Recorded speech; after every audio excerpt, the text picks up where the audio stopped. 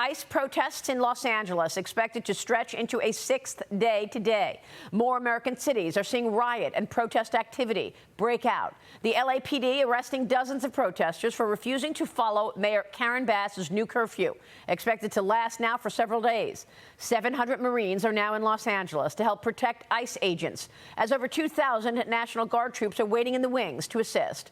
Nonprofit groups are reportedly helping to fuel these riots by handing out packs full of protective equipment.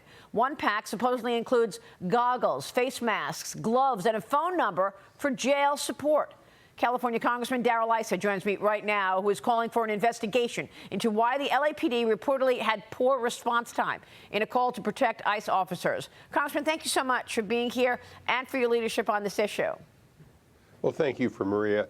And Maria, this is one of those examples where you've got, as we did in the civil rights movement, you've got governors and mayors who simply don't want to comply with the laws that were passed in Karen Bass's case.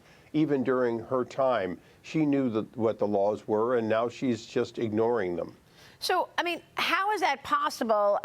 It's amazing to me that the Democrats are allowing this. And you know, we had a whole montage of Democrat lawmakers earlier saying, oh, these were just peaceful things. I mean, you are a California lawmaker. Can you assess what was going on the ground? Obviously, we have the pictures to show what we all watched. But how is it possible that some elected officials are saying that there's nothing to see here? Well, they're thinking we're still in the days of radio rather than television, I'm afraid.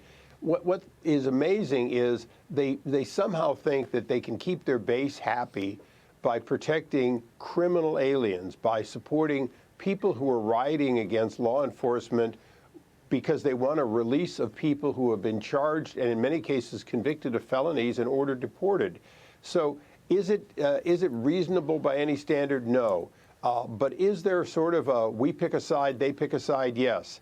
And for a strange turn of fate, they're simply not picking the side of law and order and the actual laws passed by Congress and previously enforced by presidents of both parties. Right, and this is about safety. I mean, the California Democrats in particular were downplaying the riots. Here's Maxine Waters and Nancy Pelosi this week. Watch. Why are we getting all of these armed forces out when the protests and even those who were out of step with what we are advocating, peaceful protest, did not create any violence? Nobody was shot, nobody was killed. Get it in your head. Don't think that somehow, because they called out the National Guard, there was violence. There was no violence. I was on the street. When there is a gathering, a large gathering of people, the anarchists see it as an opportunity and they move in. So always have to be careful whether you see a burned car, a broken window, or whatever it is. It may be the exuberance of the moment. So, Congressman, I know that there are also anti-agitators as well involved here. How would you assess who's in that crowd? Is it a lot of anti-agitators? Is it illegals who came into the country through Biden's wide-open border, or what? What do you think? Well, Maria, it's a combination. There have been arrests of people who are illegally in the country. There have been arrests of people who clearly do this for a living, if you will. They're supported by leftist groups, and they get into the crowd, and they try to get the crowd to do even more. But no matter how you look at it, if you're handed a cinder block and you use it, you become a criminal. If you hand the cinder block to somebody, obviously you're an organizer trying to do it. The charges might be a little different, but at the end of the day, if you're an LA policeman, it doesn't matter which one of those two, they both tried to kill you.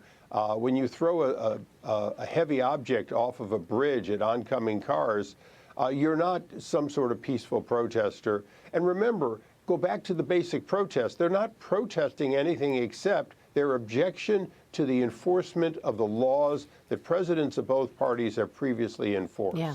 Well, look, it's 4 in the morning there now, so things are quieter right now, but we are expecting this activity to pick up overnight. We saw looters stealing things from the Apple store and other stores right in the region. We saw well, that was peaceful looting, though, Maria. Yeah, peaceful looting. That's what the Democrats were saying. So, Congressman, what do you want to see in this investigation that you're calling for in terms of the LAPD and their lack of protecting the ICE agents and the law?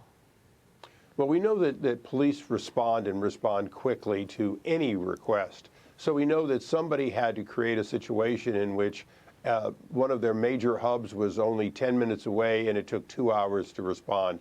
So that means that those calls for help by federal agents got to somebody who said, no, slow walk it.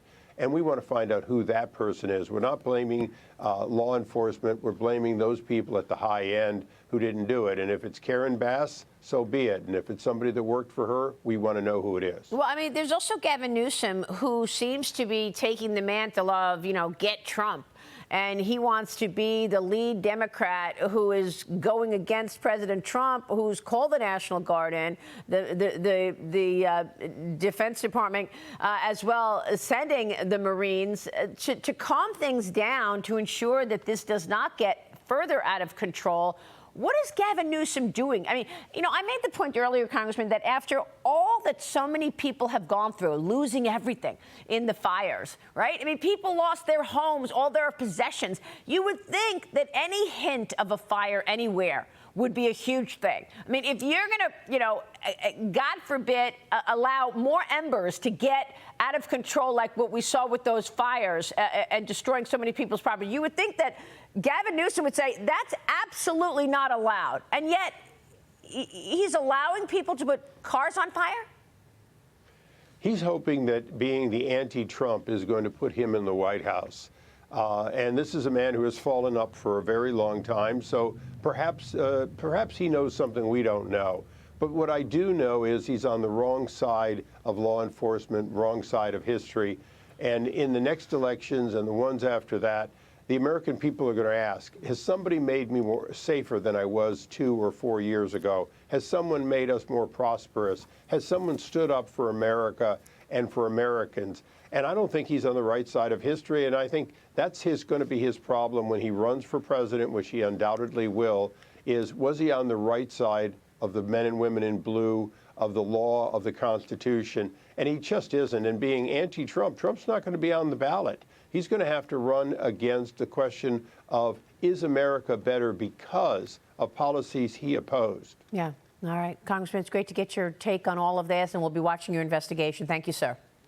Thank you. Congressman Darrell Issa this morning.